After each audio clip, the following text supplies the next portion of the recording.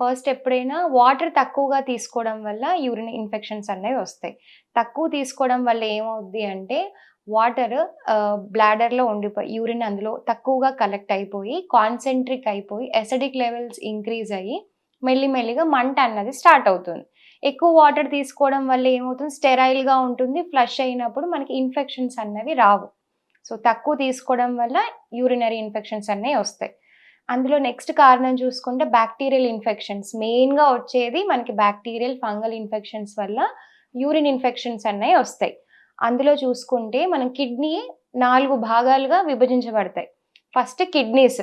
మనకి మీద ఏదైతే బీన్ షేప్‌లో ఉంటుందో వాటిని మనం కిడ్నీ అంటాం. దానికి ఉండే పైప్స్‌ని యురేటర్ అంటాం. యూరిన్ కలెక్ట్ అయ్యే బ్యాగ్‌ని మనం యూరినరీ బ్లాడర్ అంటాం. ఎక్కడి నుంచి రిలీజ్ అవుతుందో అది యురేత్రా అంటాం. సో, ఈ పార్ట్‌లో ఎక్కడ ఇన్ఫెక్షన్ వచ్చినా కూడా మనం దాన్ని యూరినరీ ఇన్ఫెక్షన్‌గా చెప్పుకుంటాం.